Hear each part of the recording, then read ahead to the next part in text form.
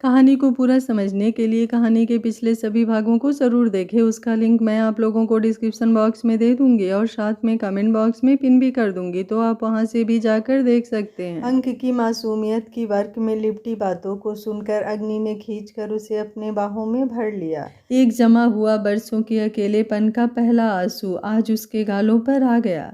कौन कहता है अंक मासूम है, भोला है? वो समझ जाता है जो अक्सर पढ़े लिखे खुद को बहुत काबिल समझते हुए लोग मॉडर्निटी के नाम पर इग्नोर कर देते हैं।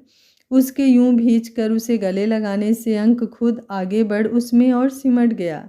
उसके रिश्ते की वो हद उसे और बेहद कर गई और वो धीरे धीरे उसमें खोने सा लगा, जो अग्नि ने एक झटके से महसूस कर लिया। पर उसने कोई हरकत नहीं की। वो उसकी पीठ पर हाथ कसते हुए उसके गले पर अपने होठ रख चुका था। अब तक शाम बढ़कर रात के आगोश में सिमट चुकी थी। अंक की आंखें सोखी के नशे से भारी सी हो चुकी थीं। उसकी वो मासूमियत किसी और ही रंग को उसके चेहरे पर भर चुकी थी। उसने उसके गले से सर उठाया, जैसे देख रहा हो कहीं वो खफा तो नहीं। पर अग्नि की नीली आंखें कुछ साबित होने दे तब ना, वो कुछ झिझक गया। अंक के अग्नि के होठों की तरफ बढ़ते हुए होठ थम गए तो अग्नि ने उसे महसूस कर उसे दोबारा खुद के करीब खींच लिया, तो वो भी रुक नहीं पाया और इस बार उसने अग्नि के अतरों को अपनी गिरफ्त में ले लिया और उसकी सांसें अग्नि की सांसों से उलझ गई। उसको यूं महसूस कर अग्नि का भी खुद से अख्तियार छूट गया था कि तभी एक आहट से वो उससे अलग हुई। एक पुलिस ऑफिसर का दिमाग जो हर हाल में सचेत रहता है, अग्नि को कुछ गड़बड़ का एहसास हुआ और ये एहसास सच साबित हुआ जब कुछ दूरी पर उसने 3 बड़ी गाड़ियों को देखा। अंक चलो यहाँ से। वो जो अभी तक उसके एहसास में सिमटा हुआ था आंखें खोल तुरंत उसकी तरफ देख उसकी बात मान उठ खड़ा हुआ। हेलो राठी, कुछ ऑफिसर्स को लेकर बीच पर पहुंचो और सिंपल कपड़ों में आना। मैं लोकेशन सेंड करती हूँ तुम्हें। मैं भी थोड़ी देर में तुम्हें ज्वाइन करती हूँ। वो गाड़ी की ड्राइविंग सीट पर बैठ राठी को फ़ोन करके बोली। कुछ हुआ है क्या? अंक जो अभी तक अपने पहले किस को सही से समझ भी नहीं पाया था, धीरे से बोला। हाँ अंक, मैं तुम्हें बाद में बताऊंगी। अभी तुम्हें मैं घर छोड़ देती हूँ। अभी तुम्हारा यहाँ रुकना सही नहीं है। ओके, वो फिक्र से उसके गाल पर हाथ लगाकर बोली। तो उसने बच्चों जैसे हाँ में सिर हिलाया। उसने फिर उसके बिखरे हुए बालों को संवारा, शर्ट का कॉलर ठीक किया। तब तक अंक वैसे ही बच्चों के जैसे बैठा उसे देखता रहा। तो उसने उसके माथे को चूम लिया और गाड़ी स्पीड से घर की तरफ बढ़ा दी। उसने उसे घर के बाहर उतारा और गाड़ी जैसे ही रिवर्स की, अंक तुरंत उसकी विंडो के पास आया। आप अपना ध्यान रखना, वो फिक्र से बोला तो अग्नि ने उसकी आंखों के डर को तुरंत पहचान लिया। मैं आ जाऊंगी अंक, वो बोली। वापस गाड़ी रोड पर डाल दी।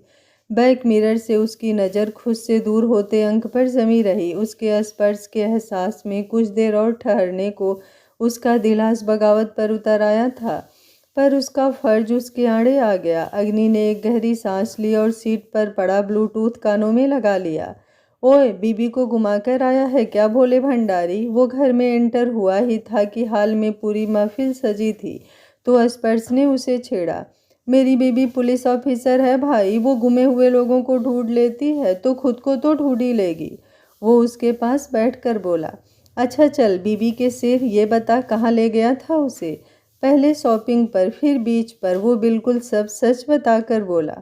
अच्छा, तो अग्नि तो सिर्फ बीच पर ही गई होगी, क्योंकि शॉपिंग पर तो सिर्फ तू गया होगा, है ना? समर्थ उसे छेड़कर बोला तो वो खिलखिलाकर हंस पड़ा। यही तो उसकी आदत थी, सिर्फ खुशियाँ ही देता था सबको। कभी कोई गम या फिक्र हो भी तो खुद के दिल के कोने में अपनी तिजोरी में छिपा कर रखता था।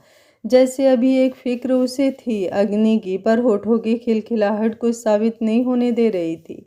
वो जानता था उसका मायूस होना उसके बड़े भाइयों की इस आंखों में फिक्र बनकर भूल जाएगा। खुद के बच्चे थे, पर अंक वो सबके लिए उस घर में पहली प्रायोरिटी था। वो उन्हीं की फिक्र से प्यार से सींचा हुआ वो फूल था जो किस्मत से अग्नि के हिस्से में गया था। इसलिए वो कुछ बेफिक्र सा हो गया था खुद को लेकर, क्योंकि शायद उसका फिक्र करना उसके अपने को तकलीफ देता था। पर यही बात आशुतोष जी को पसंद नहीं थी। वो चाहते थे कि वो फिक्र करे अपनी ज़िंदगी की। अब किसी के सोचने से कुछ नहीं होता। कभी कभी वक्त कुछ ऐसे हालात लिए बैठा होता है कि तब शायद कुछ कहने की या करने की ज़रूरत ही नहीं पड़ती, सब अपने आप ही हो जाता है। रात को सबके सोने के बाद वो घंटों तक अग्नि का वेट बालकनी में खड़ा होकर करता रहा, फिर वहीं पड़े सोफे पर बैठ गया। अग्नि के लबों का वो स्पर्श अभी तक जैसे महसूस हो रहा था। एक दिलकश सी मुस्कुराहट उसके होठों पर वो याद आते ही तुरंत सज गई। उसने एक बार फिर बालकनी से नीचे झांका। रोड दूर दूर तक सुनसान थी। वो वापस आकर सोफे पर बैठ गया। फिर ना जाने किस पहर उसकी आंखें नींद के आगोश में चली गई। सुबह के लगभग 4 बजे अग्नि की गाड़ी आकर पोर्च में रुकी तो वो अंदर आकर देखा तो आशुतोष जी उसे मेन हॉल में ही मिले। ऑल सेट अग्नि, उन्होंने आते ही पूछा। यस सर, इस बार 1 करोड़ की डील हो रही थी, बहुत बड़ा रैकेट है, अभी के लिए एक लीड हमारे हाथ में है। ध्यान से, वो कुछ देर की सोच बोले, फिर गहरी सांस ली। अब तुम आराम करो। जी सर, बोल वो आगे बढ़े। अग्नि, उन्होंने पुकारा, तुम मुझे पापा भी बोल सकती हो घर पर। आप मेरे पापा की तरह नहीं हैं सर, आप बहुत अलग हैं और आपकी जगह भी बहुत अलग है। जिस तरह मैंने देखा है, पापा शब्द मुझे अच्छा नहीं लगता, वो कुछ कड़वाहट से बोली। ओके, जैसा तुम्हें ठीक लगे, पर इतना याद रखो अग्नि, तुम मेरे लिए मेरी बहू बाद में, मेरी बेटी पहले हो। वो ना जाने किस एहसास से इतना ही बोल पाई। तब तक आशुतोष जी कमरे की तरफ जा चुके थे। उसने कमरे का दरवाज़ा धीरे से खोला। उसके दिमाग में था कि अंक सो रहा होगा, पर सामने देखा तो बेड खाली थी। उसने तुरंत नज़रें इधर उधर की तो बालकनी में खुद में सिमटा हुआ अंक उसे दिखाई दिया। उसकी हाइट के हिसाब से वो सोफ़ा थोड़ा छोटा था। उसने वहीं उसकी ली हुई श्रग उतार कर एक साइड में रखी। आज यूनिफॉर्म भी वो पहन नहीं पाई थी, उन्हीं कपड़ों में थी। वो घुटनों के बल उसके पास बैठ गई। घनी पलकों के साए में छिपी हुई उसकी वो काली आंखें और गोल सा सुंदर चेहरा देखकर ही कोई दीवाना हो जाए। अंक, उसने बहुत धीमे से उसे पुकारा तो अंक, जो कुछ कच्ची नींद में ही सही से लेट ना पाने की वजह से था, उसने आंखें खोली तो सामने अग्नि का चेहरा देख एकदम से उठकर बैठ गया। आपका काम हो गया, मैं आपका वेट कर रहा था, वो तुरंत बोला। अब उठो, बेड पर चलो, वो बोली तो वो उसके पीछे आया।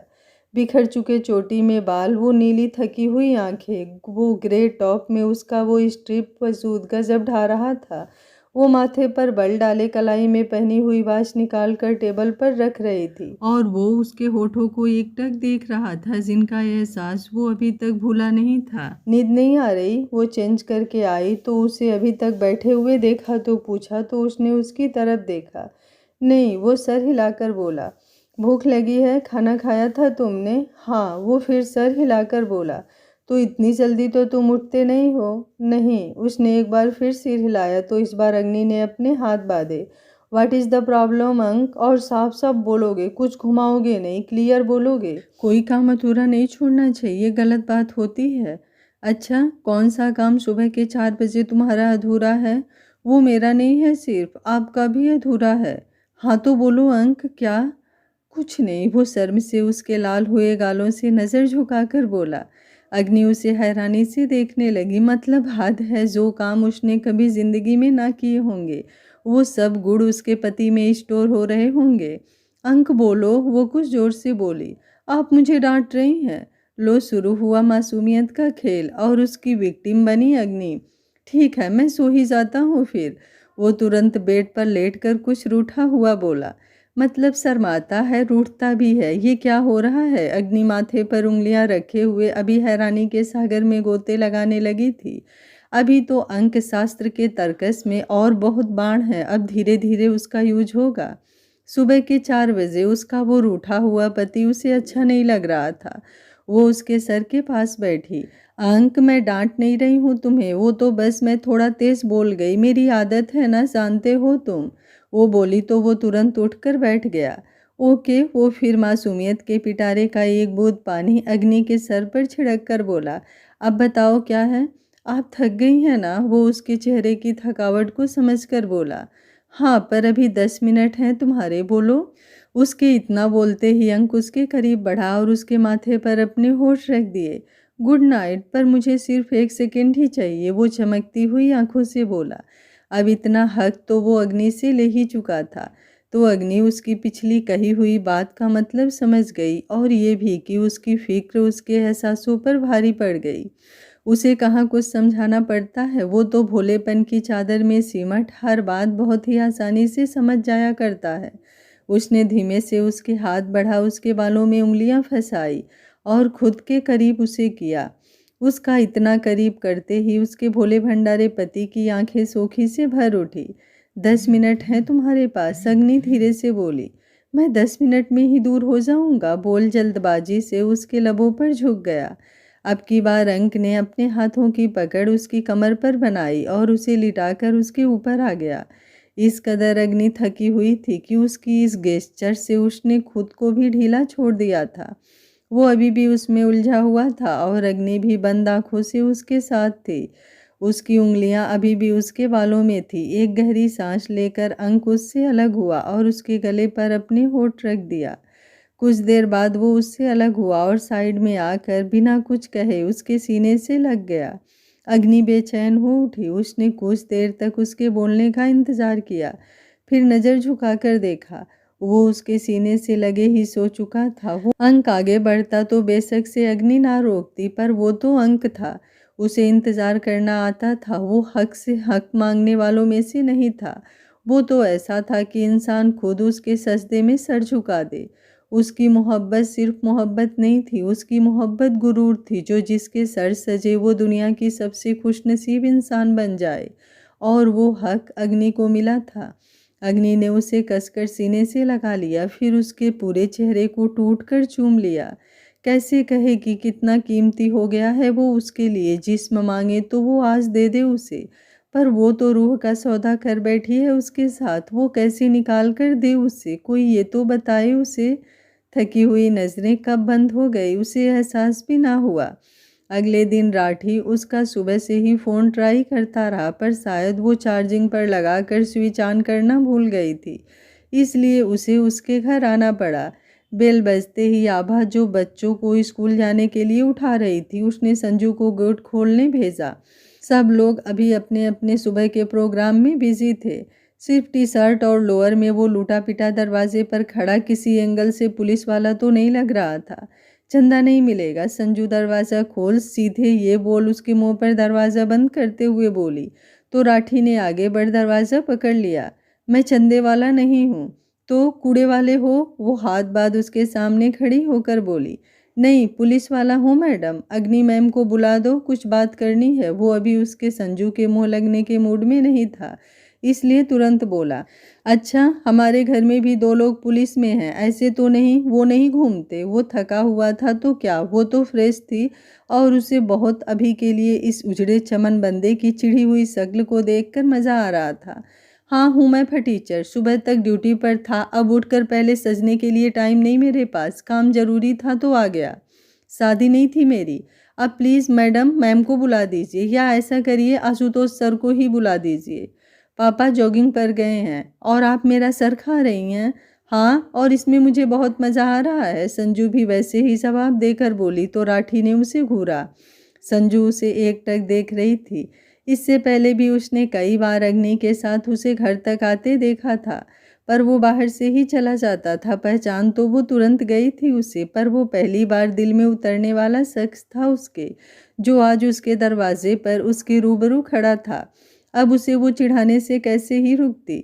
वो अभी भी उसे घूर रहा था। आज ही कोटा पूरा कर लोगे, अभी तो पूरी जिंदगी बाकी है। वो धीमे से बोली। क्या? कुछ नहीं, अंदर आओ, मैं बुलाती हूँ। अग्नि, आई मीन भाभी को बोल। वो ऊपर की तरफ सीढ़ियों पर बढ़ी और राठी अंदर आता हुआ कुछ सकुचा कर बाल उंगलियों से सही करता हुआ हॉल के सोफे पर बैठ गया। राठी, संजू अग्नि को बुलाकर आई थी तो वो तुरंत उठकर नीचे आई। इतनी सुबह सुबह? वो एक नज़र उसके हुलिये पर डालकर बोली। गुड मॉर्निंग मैम, आना पड़ा, कुछ ज़रूरी था। कल पकड़े हुए लोगों की ज़मानत आई है। किसने कराई है उनकी ज़मानत? उसके चेहरे पर उतरी हुई सख्ती हाल में खड़े सब लोगों ने महसूस की। निर्दय गाय तोंडे ने, राठी ने हाथ पीछे बांधते हुए कहा। वो अपने वकील के साथ पुलिस स्टेशन में हमारा ही इंतज़ार कर रहा है। इंस्पेक्टर सिंह का फ़ोन सुबह जैसे ही मेरे पास आया तो मुझे आपको बताने आना पड़ा। ठीक है, तुम पहुँचो, मैं भी पहुँचती हूँ, बोल उसने डाइनिंग चेयर पर बैठे आशुतोष जी की तरफ देखा तो उन्होंने भी हामी में पलकें झपका दी। चाय पी लीजिए, कभी अपने खुद के बेटे से भी ऐसा बॉन्ड बना लीजिए, उसे तो हर वक्त सुनाते रहते हैं। संगीता ने हाथ का कप उनके आगे रख कर कहा, बेटे को कभी देखा है आपने कुछ ऐसा करते हुए? अभी देख लो, सुबह ड्यूटी से आई थी फिर जा रही है, और उन साहबजादे की देखो नींद ही पूरी नहीं होती।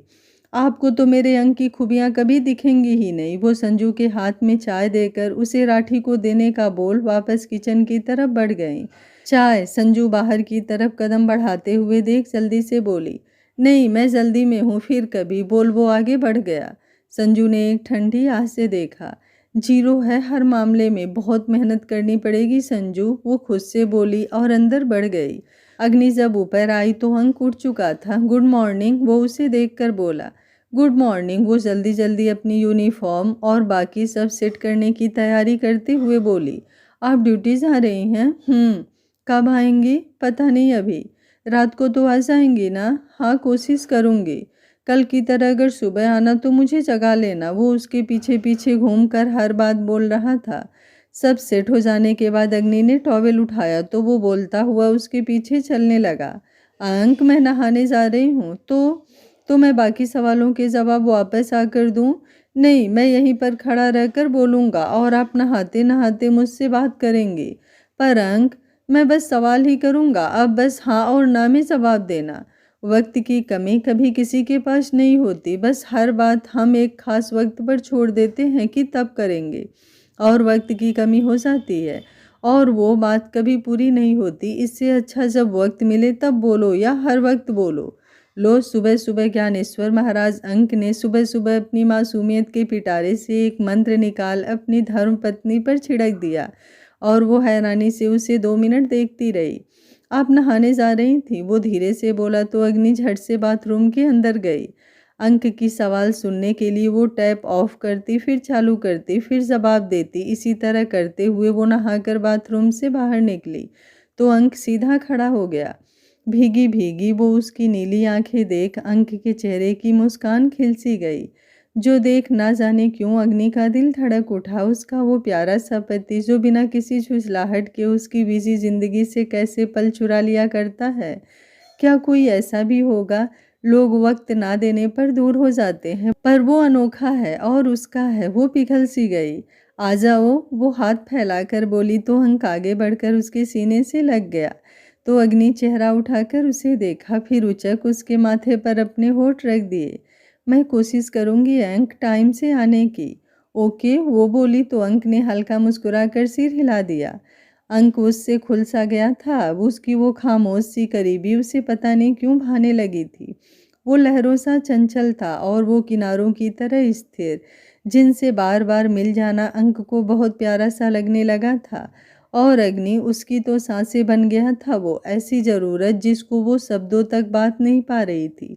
ओए गुलदस्ते, इधर आ। वो हल्की बादामी कलर की शर्ट और पैंट में बहुत दिलकश लग रहा था तो उसे यूं खुश देख स्पर्श ने पुकारा, भाई मैं गुलदस्ता तो नहीं लग रहा?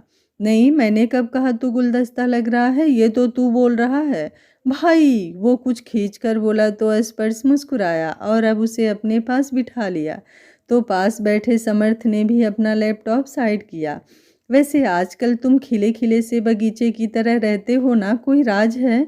नहीं, आप ऐसा क्यों बोल रहे हो? वो कुछ सोचकर बोला, पर उसके सच बोलने वाली आदत के कारण उसके गाल दहक उठे, जो तुरंत ही उन दोनों ने नोटिस किया। बता दे, देख पक्का प्रॉमिस, हम किसी से ना कहेंगे। नहीं, फिर आप दोनों मुझे चिढ़ाते हो, वो मुस्कुराकर बोला। नहीं चिढ़ाएंगे, अब बताना।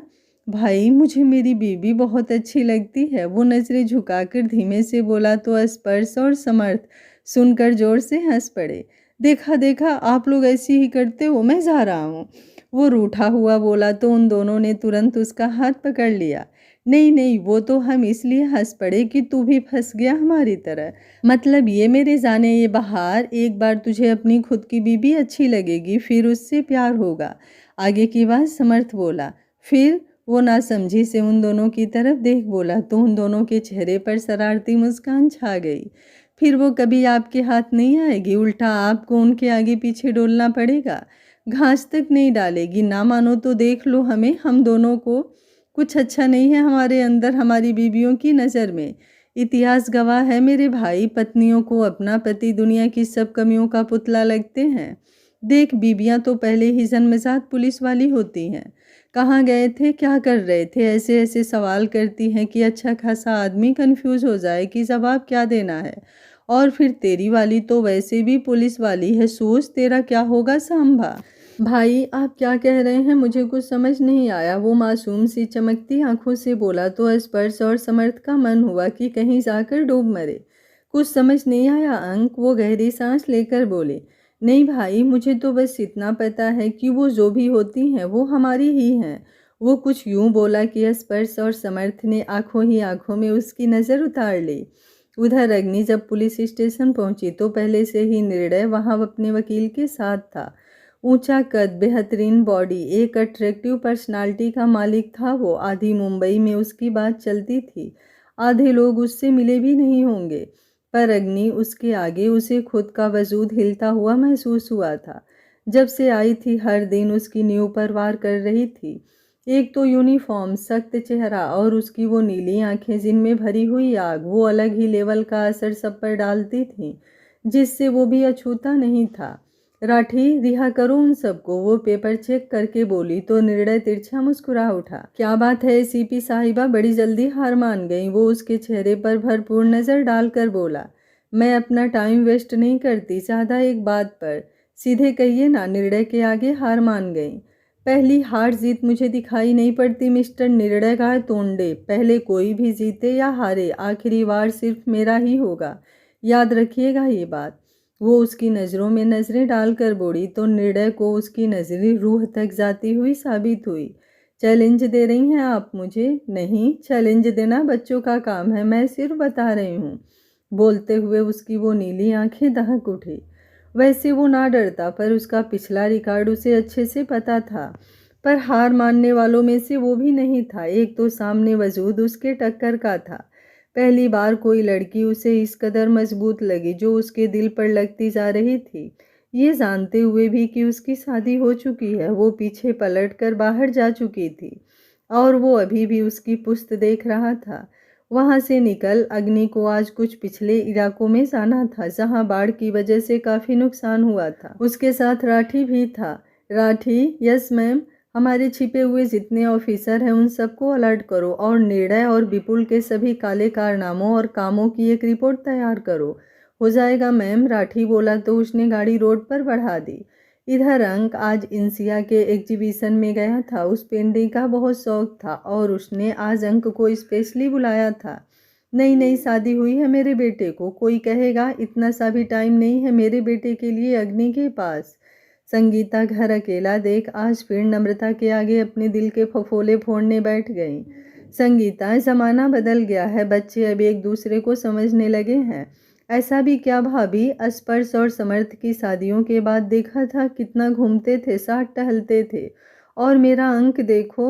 संगीता, तुम भी ना, घूमना टहलना तो बस जरिया है एक दूसरे के साथ तन्हा होने का। पर फीलिंग्स क्या तन्हा होकर ही पनपती है, हर रिश्ता एक सा नहीं होता। तुम देखना एक दिन अंक, अग्नि का ये साथ तुम्हारे लिए ही नहीं हम सबके लिए आइडल होगा।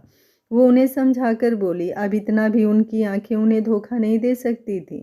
कैसे हो अंक? इंसिया उसे नज़र भर देख कर बोली। अच्छा हूँ, तुम बताओ? अच्छी हूँ, थैंक्स फॉर कमिंग। अरे दोस्त हो मेरी, आना तो था। वैसे पहले से ज़्यादा अच्छी पेंटिंग बनाने लगी हो तुम। बस ज़िंदगी से कुछ छिन गया, उसी की कमी आजकल पेंटिंग में उतार देती हूँ। और यूँ नो ना, आजकल अधूरी चीज़ों का कितना ट्रेंड है। अधूरा इश्क, अधूरा साथ। अधूरा कुछ नहीं होता इंसिया, सब देखने की बातें हैं। प्यार और साथ हम जिससे करते हैं वो हमारा खुद का तो अपना है, उसे ही अगर पूरा कर ले तो कुछ अधूरा नहीं। वो मुस्कुराकर बोला तो इंसिया ना जाने क्यों मुस्कुरा उठी।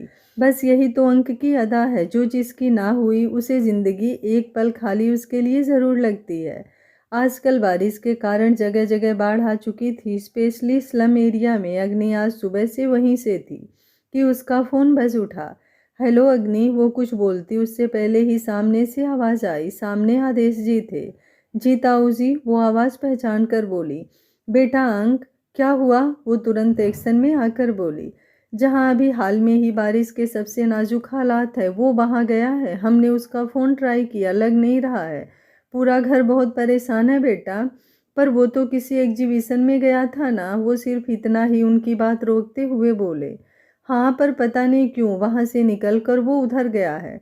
हमें तो ये बात अभी इंसिया ने बताई जब स्पर्श ने उसे फ़ोन किया। उसके बाद अग्नि कुछ सुन ही नहीं पाई। सांसें भारी सी हो उठी थी उसकी। एक पल को जान निकलती हुई महसूस हुई जिस्म से उसे।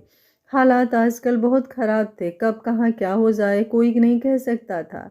प्रकृति की मार जब पड़ती है ना, तो इंसान के बनाए हर मंसूबे धरे के धरे रह जाते हैं। जिनके पास पैसा है उनके लिए थाली में सजे पकौड़े की तरह है बारिश, और जिनके पास नहीं उनके लील लेने वाला जहर। वो जितना जल्दी हो सके उसकी लाइव लोकेशन पर पहुंची। हर जगह त्राही त्राही मची हुई थी। अथाह पानी रोड पर लोगों के घरों में दिखाई दे रहा था। मैम, यहाँ की हालात बहुत ख़राब हैं। पिछले 2 दिन से हमारे सबसे ज़्यादा राहत कर्मी यहीं पर हैं। ना जाने कितने लोग मर चुके हैं यहाँ। आपको रिपोर्ट तो दी थी मैंने, राठी बोल ही रहा था, पर अग्नि को कुछ सुनाई नहीं दे रहा था। आंखें बस बेचैन सी इधर उधर हो रही थी, और कान वो बस अंक की वो खनकती हुई आवाज़ सुनने की कोशिश कर रहे थे। वो बस बढ़ती जा रही थी, एक जगह आकर पानी के बहाव में। जब गाड़ी आगे नहीं जा पाई तो वो उतर गई। कुछ रोते छोटे बच्चे और औरतें देख उसने राठी को देखा। राठी, यहीं देखो और जो भी हो सके मदद करो। मगर मैम, मैं भी चलता हूँ ना आपके साथ। वो जो कहा है वो करो, और रात होने से पहले निकल जाना। मेरा इंतज़ार मत करना। अंधेरा होते ही जानते हो ना, हालात और ज़्यादा ख़राब हो जाते हैं। वो सख्ती से बोली तो राठी वहीं रुक गया।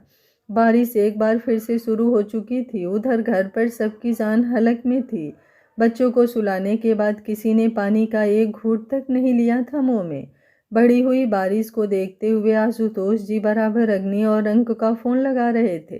हेलो राठी, आखिर मजबूरन उन्होंने उसका नंबर लगाया। हेलो सर, वो चिल्लाकर उधर से बोला। आवाज़ सुनाई ही नहीं दे रही थी। अग्नि कहाँ है? और अंक, उसका कुछ पता चला? एक मजबूत किरदार होने के बाद भी उनका दिल कांप रहा था। नो सर, मैम अभी उसी एरिया में है। हालत बहुत ज़्यादा ख़राब है। उनसे मेरा कॉन्ट्रैक्ट छूट गया है। और सर, अब शायद मैं भी बात ना कर पाऊँ। मैं आता हूँ वहाँ। नहीं सर, कोशिश भी मत करना, प्रॉब्लम और बढ़ जाएगी। आप बस अग्नि मैम पर भरोसा रखिए। वो कुछ गलत नहीं होने देंगी। राठी इतना ही बोल पाया। हेलो हेलो, आशुतोष जी चिल्ला रहे थे और उधर से फ़ोन कट गया था। हे भगवान, कुछ कीजिए आप। मेरा अंक कहाँ है? संगीता जी रोकर बोली। चुप हो जाओ संगीता, हौसला रखो। ना तो अंक बच्चा है, और अग्नि वो हारना नहीं जानती। आशुतोष जी कुछ कड़े होकर बोले। पर आशु, बात अग्नि की भी है। उसे कैसे मिलेगा अंक? आदेश जी बोले। हो जाएगा भैया, आप चिंता ना करिए, हम खुद जाएंगे वहाँ। बोल वो बाहर की तरफ बढ़ गए। चाचू, हम भी चलते हैं, स्पर्श और समर्थ बोले तो उन्होंने हामी से में सर हिला दिया। अंधेरा बढ़ने लगा था और अग्नि बादलों की वजह से मोबाइल के टार्च की रोशनी ऑन कर उसी में बढ़ती जा रही थी। थक कर उसका जिस्म चूर हो चुका था। उलझे बिखरे बाल, बारिश की पड़ती हुई मार, वो जिसकी जितना हो सकता था मदद भी कर रही थी। आदत थी अग्नि को इन सब को, पर आज बात अलग थी। उसकी आंखें दहक उठी थी, सुर्खी सी बढ़ रही थी उनमें। आज पहली बार दिल इस कदर उसका धड़क रहा था जैसे निकल कर बाहर आ जाएगा। जान ही नहीं पाई कब वो उसकी सांसों में बसने लगा था। उसकी बेचैन आंखें बस अंक को ही ढूंढ रही थी। एक लफ्ज नहीं उसके मुंह से निकल रहा था, जैसे अपने अंदर एक तूफान समेट रही हो जो बाहर के तूफान से ज़्यादा तेज था। अब मोबाइल की टॉर्च पर्याप्त नहीं थी, ऊपर से बढ़ी हुई बारिशें उसे भिगो चुकी थी। पर अग्नि की हिम्मत उसकी पहचान थी। वो बढ़ रही थी कि अचानक पैर एक आवाज़ पर थम गए। वो लाखों में भी उस खनकती आवाज़ को पहचान सकती थी। उसने नजरें घुमाई जहाँ कुछ 100-200 लोग ऊंची जगह पर बनी एक दुकान के अंदर और आसपास के पक्के एरिया पर बैठे थे। उसने तुरंत मोबाइल सामने किया। ब्लैक शर्ट जींस में पूरा भीगा हुआ वो उन सबको सेट होने में मदद कर रहा था। हाथ में पकड़े पैकेट में शायद कुछ दवाइयाँ थीं। जो वहाँ बैठी एक छोटी बच्ची को उसने पकड़ाई और प्यार से उसके सर पर हाथ रखा। अग्नि ने बिजली की रफ्तार से उसे अपनी तरफ खींचा। वो पलटकर उसके करीब आ गया। भीगे हुए बाल, आंखों में पानी की सुर्खी, नीले हो चुके होठ। उसने एक नज़र में उसके सही होने की तस्वीर को दिल में उतारा। फिर वहां सभी लोगों को एक नज़र देखा, सब सुरक्षित थे। आप, अंक बोला तो अग्नि ने उसकी बिना बोले कलाई पकड़ी और अपने साथ लेकर चलने लगी। अंक खामोशी से उसके पीछे खिंचता चला गया। एक जगह आकर वो रुका तो अग्नि को उसके रुकने का एहसास हुआ, पर वो पलटी नहीं। बारिश की बूंदों में आज पहली बार उसकी वो भीगी पलकें, शायद वो उसे जताना नहीं चाहती थी। आसपास कोई भी नहीं था अभी। अग्नि, उसने शिद्दत से पुकारा तो अग्नि ने खुद को जब्त नहीं किया और पलटकर उसे सीने से लगा लिया। फिर उसका चेहरा पकड़ गाल, होठ, आंखें सब चूम लिया। अंग ने पलकें मूंद लिया और एक बार फिर अग्नि ने उसे कसकर खुद में समेट लिया। अंक भी ना जाने क्यों उसके बिना बोले एहसासों को समझकर उससे कसकर लिपट गया। यहाँ क्यों आए थे? कुछ देर बाद उसकी फिक्र गुस्से में बदल गई तो उसने चिल्लाकर पूछा, आप मुझे डांट रही हैं? वो बच्चों की तरह बोला। हाँ, अग्नि चिल्लाकर बोली तो वो सहम गया। वो तो बस वो बच्ची आपने देखी थी ना, उसका एक्सीडेंट हो गया था और उसे ही दवाई दिलाकर जब मैं उसे घर छोड़ने आया तब देखा यहाँ सबको हेल्प की ज़रूरत थी। मैं बस इसलिए रुक गया था। मुझे फ़ोन क्यों नहीं किया? वो फिर चिल्लाई। मुझे याद नहीं रहा और मैंने अंसिया को बताया था कि घर पर बता दे, आपको पता नहीं चला? वो बिना उसकी किसी भी बात का बुरा माने उसकी हर बात का सटीक जवाब दे रहा था। मुझे बताते तुम खुद यहाँ क्यों आए, और आए भी तो तुरंत क्यों नहीं निकले? जानते हो ना यहाँ कदम कदम पर खतरा है। एक बात कान खोलकर सुन लो अंक, वो आगे बढ़कर बोली तो अंक थोड़ा पीछे हुआ। स्टॉप, वो चिल्लाई तो वो रुक गया। तुम कभी भी ऐसे किसी भी जगह पर नहीं जाओगे, और अगर जाओगे तो मुझे बताकर जाओगे, वरना मैं तुमसे कभी बात नहीं करूंगी। समझ आया तुम्हें? वो सर हिलाकर बोला, फिर ना जाने क्यों आगे बढ़ खुद उसके सीने से लग गया। आप मुझे डांट लीजिए पर मुझसे बात करना बंद मत करना, वो धीमे धीमे बोला। अंक, मैं क्या कह रही हूँ तुम सुन रहे हो? अग्नि अब भी गुस्से में थी तो उसके कंधे पकड़कर बोली, पर उसने कोई हरकत नहीं की। उसका तपता हुआ जिस्म अग्नि को अब महसूस हुआ था, वो बेहोश हो चुका था। अंक, वो तुरंत पिघल गई। आंखें खोलो, मैं डांट नहीं रही हूँ तुम्हें बच्चा। अंक, अंक, मैं करूँगी बात तुमसे। मैं ऐसे ही कर रही थी बच्चा। वो उसे बाहों में भर कर अब जमीन पर बैठ उसका चेहरा सीने से लगाए बोल रही थी। अंक, वो पूरी शिद्दत से चिल्लाई और एक आंसू उसकी आंखों से छलक कर उसके गाल को भिगो गया। मोहब्बत का ये आगाज उसके हिस्से में आ चुका था। अब बस देखना दिलचस्प होगा कि ये कहाँ जाता है। अग्नि कपड़े चेंज करके जब वापस हॉल में आई तो वो हॉल के बीचों बीच गर्म कंबल के अंदर बैठा हुआ था। उसकी जान निकाल दी थी उसने। शुक्र है आशुतोष जी और स्पर्श समर्थ उसे मिल गए थे। वहाँ से यहाँ लाते उससे पहले ही फैमिली डॉक्टर अपनी पूरी टीम के साथ यहाँ मौजूद थे। उसे बुखार हुआ था और अब इसी उपलक्ष्य में पूरा परिवार बच्चों सहित उसे घेरे बैठा था। अंक, काढ़ा पी लो बेटा, संगीता जी उसे हाथ में कप पकड़ाकर बोली। चाचू, मैं अपनी कैप लेकर आऊं? आप लगा लीजिए। मम्मा मुझे लगाती हैं, आपको ठंड लग रही है ना? छोटा सा दैविक उसके माथे को छूकर बोला। नहीं बच्चा, मैं ठीक हूँ और तुम्हारी कैप मुझे फिट नहीं आएगी, वो उसके बाल बिगाड़ कर बोला। हाय मेरा बच्चा, क्या ज़रूरत थी पानी में भीगने की? संगीता जी फिक्र से बोली। अरे कितना अच्छा काम किया है उसने, और वो ठीक है संगीता, नम्रता जी बोली। वैसे नाजुक कली, तूने तो हमें डरा ही दिया था, स्पर्श उसके गाल खींचकर बोला। भाई मैं बस भीग गया था, आप प्लीज़ मुझे छेड़ना बंद कीजिए, वो अपनी लाल हुई नाक पोंछकर बोला।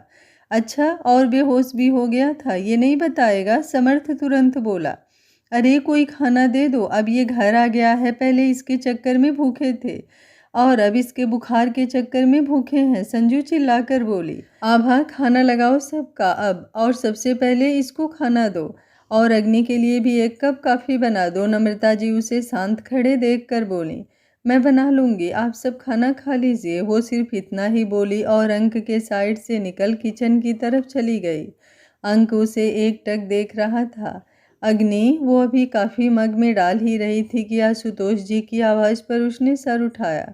जी सर, तुमने अंक को डांटा? वो बोले तो अग्नि ने हैरानी से उनकी तरफ देखा। ऐसे मत देखो भाई, अब तुम्हारा पति हर बात सच ही बताता है तो उसमें क्या किया जाए?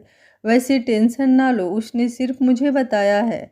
और नहीं पूछोगी कि क्या कह रहा था? वो बोले तो उसने सवालिया नज़रों से उन्हें देखा कि वो अब कभी भी वहाँ नहीं जाएगा क्योंकि तुम्हें पसंद नहीं है। वो बोले तो अग्नि ने उस बात के पीछे छुपी हुई उनकी दूरअर्थी बात का अंदाज़ा लगाया। अब आशुतोष जी वहीं पड़े चेयर पर बैठे और उसे बैठने का इशारा किया तो वो उनके सामने बैठ गई।